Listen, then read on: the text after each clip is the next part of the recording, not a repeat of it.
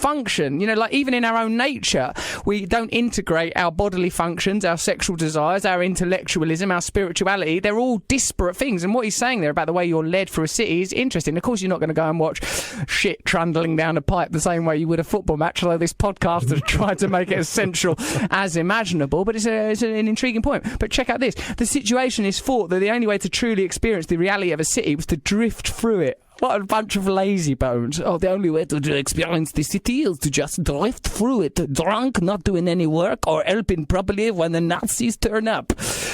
With no plan or agenda. They simply met at randomly chosen spots and set off. The only rules were that they didn't visit shops, places of entertainment, or any other capitalist lures, and they were not allowed to agree on a destination. That's amazing. They're French. They won't agree on anything anyway.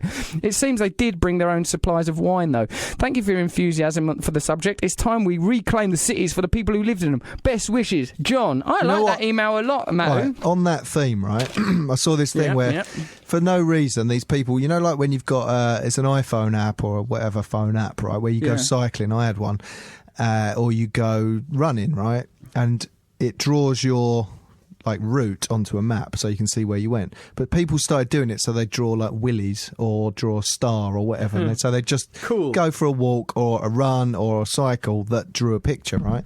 If you sort of, as the flaneurs or whatever, when they just sort of said drift, if you went like, let's choose a shape and then draw that shape on a map, then it would lead you into all sorts of places you would never go. Why don't you do that, Russel Brand, and work your way through the alphabet over the streets of London? What about Russell Brand's Willy Walks? Willy walks around London with old of willies. And then you'd have to go back to the balls and do the pubes at the end of the walk. Yeah, and the drip of spunk would be a hop, skip and a jump. You'd have to get a cab. You'd have to turn the app off. Otherwise you'd be connected to the drip of spunk and it wouldn't work. This drip of spunk is going to be a real challenge. I hope this comes up when we're talking to feminist Laurie Penny later in the show in an attempt to gain some credibility in the feminist community. We'll do vagina walks too. Hey! Oh, no. Don't try to riff on that comedically because we'll get in trouble. What are you eating? Don't say vagina. I'm surprised she's still around. Now listen here, there isn't actually anyone here except Nick Lennon marshalling this fiasco of a fucking podcast. No, it is a fiasco, isn't it? I don't know. This is the last one. This is the last one of this run of 24. But what worries me is have enough people listen to it. That's what worries all of us. Some people have listened to it more than who were in it. Because they're sending us emails. Yeah. Yeah, that's true. So we're doing quite well. Hold on a minute. There was something I was going to say then that was brilliantly important and funny and absolutely everything we needed to be. Very much. No, there was. It was to do with these walks and everything like that. Walks, willy walks, vagina walks, feminist. Oh, yeah, that was to do with the willy walks. There's a bloke in Manchester, right, who went, you know, like when there's potholes. Now, hear this, my friend. Some tell tale of a man in Manchester. That's how it got its name. There's a bloke in Manchester who, when there's potholes in the road, he draws willies round them so that the council have to fill in the potholes. People won't. Yeah. They won't fix the pothole. He calls himself Wanksy. Of course he does. Yeah, they won't fill in the hole, but as soon as you draw a willy round it, it becomes obscene. Then they'll fill it in. Now Russell's going to say, yeah, I mean, it's the nature of reality. I mean, it's only when it's a phallus. I mean, maybe feminists are in control. The phallus is so offensive to reality. It's just a hole in the road, man. It's a hole in the road. Well, I can take the next few minutes off because that was what I was basically going to say. Get that banana out of your mouth, she said. And into my what? My Botticello? Is that what you want? Well, at least it'd be quieter for us. At least it would be further from the mic. It wouldn't, because I'd be howling like a goose because of the sheer pain. My little bumhole's like a tear duct because I'm living a quiet life, not having it off these days. Why would that make your bumhole bigger if you weren't having it off? What? Are you coming out? I'm not prepared to answer any more questions on why the size of my Botticello is related to my sex life. His bumhole has gone tiny because he's not having it off anymore. What the hell? Well, that is a magician's inkwell. What is going on? Busted. That is... he's not in Canada doing a film, is he? No. I am with Nick Cage, though. And there's more than a face coming off, baby. Let me tell you that. Oh, thank you very much. Thank you very much. So that's the kind of thing I've been doing and saying with my life. What about your life? This feminist interview is going to go very well, isn't it? We can't keep this show on the road. It just keeps falling into the ditch of foulness. You're gonna... I think the ditch of foulness is our base camp. We occasionally pop out for a quick butcher's at something cerebral, and then it's back into the gutters. Matt, I don't know how you're going to conduct this interview. I think it's going to be a real cock-up. I'll tell you what, mate. If you throw that interview to me, I'm just going to sit here on my hands. I'm actually going to turn my mic down, just in case I feel so awkward I actually ask a question. What, you do that to me? I hear everything I've done to you. Although she won't know who I am, so she won't know that I've got a face like a man who buys Monster Munch from a petrol station. She'll think, oh, this is waitress quinoa salad man. She's going to think you're a quinoa salad man. She's not going to be looking for a Monster Muncher. I know it's funny and everything, but this isn't about comedy, this podcast, is it? No, that's clear. Now, why don't we do some more of these bloody fucking emails? I went to Florence anyway. What? That is not how human beings talk. What? There was no segue there. Let's do some more emails. I went to Florence anyway. Like you're arguing with the voices in your head. Which you probably see some Caravaggios, mate. I see a Caravaggio of a Medusa drawn on a shield that really manages to capture the horror of the Medusa. Some say that's why Caravaggio was a great man. Hang on, that's out of Sinbad looking at Medusa in the shield. I suppose it's a classical myth. It's Perseus. It's Perseus. Is it? Clash I of the haven't Titans. seen any Perseus. Caravaggios up close. You want to have a look at him, mate. That guy knew what he was doing. He was a master of the light, old Caravaggio. And he had a real darkness in him. He stabbed someone in a duel. I do like looking at oil paintings up close because you can see how they did them. Sometimes you think, oh, right, yeah, it's not as good. I saw some Salvador Dali's up close and thought, it's rubbish up close. What do you mean? What are you criticising Salvador Dali for? Oh, look, he left a big fat bit of paint there and you can, you undermined him a little bit. What you see behind the curtain a little bit, do you? A little bit, a glimpse. No, just, you think, I could have done that little bit. Not the whole thing. And you are quite good at art. I do remember you carved that picture of me into a desk with a knife and it was very impressive. I don't remember this. You've mentioned this before. It sounds like I was obsessed with you and I was a teenage girl at school. I think you've I saw it more that you were a whittling pirate man and just sort of dashed it out in a moment with a blade. I didn't see it as... Was I? Where were we? We were in Bethnal Green off of Whitechapel Road round Martino's house that he was soon to lose after being sacked from his job because one of us, who remained nameless, got on the roof of a van, drank gin and dry-retched onto a sobbing man. Kicked out of his house because someone scratched a face on the table. I don't think it helped with the landlord. When the landlord came, at that point, it was not even a famous person's face etched into a table with a butter knife. That's hardly going to help property prices. I don't know why that's disappeared from my mind, because that's something I would remember, but... I don't know, maybe yeah, well, you've left a lot of clutter in your brain, haven't you, really? And a lot of important things are just not there. Why don't you put on a new... Ain't you got a new... why don't you put a bit of a da-da-da-da on Pouchabell's Cannon from Woody's A701? Pouchabell's Cannon is what I've been playing all the way through the last one, but do you want a bit more of it? When I was talking to that geezer? Yeah. No, do a new one. What about classical music? Do you know that this song, Pouchabell's Cannon... Yeah, what about it? It's the beginning point of a lot of pop music. How? That song, what is it? Don't Stop Believing by Journey. That sort of chord progression. It's all.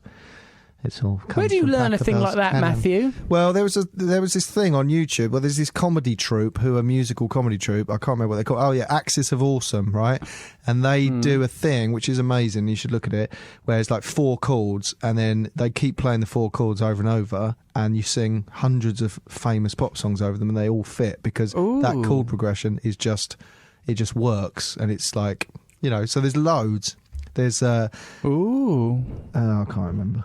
Here's some. Oh, come on, have some facts. Oh, Where's right, the facts? I've got the facts now. No Woman, No Cry, Let It Be.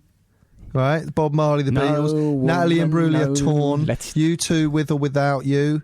Green Day, Basket Case, Aerosmith, Crying. There's honestly hundreds of them. It goes on, and each time they do it, they add. They keep it up to date. But that chord progression is the basis of a lot of famous songs. So those of you that say that Matt and I live in the gutter, merely exchanging puerile scatological tidbits like a couple of monkeys picking shit off their bums and showing it to each other, must be feeling pretty embarrassed now that he's said a thing that has some cultural value. This is from Barney Trouble, which is the most made-up name I think we've ever received. And if it's not a research from Audio Boom, I'd like a shiny coin for my trouble. The Trouble family go, oh, it's happened again. No one believes us. Trouble is out, well, not middle name, but surname. It's about lucid dreaming. Lucid dreaming, says Barney, is something I've been playing with for around 18 months now. Let me just say, lucid dreaming's not a toy. It was great to hear Mafu, and he spells it that way, mention it on the podcast. When I first experienced it, I was so excited that I accidentally woke myself up, dirty devil.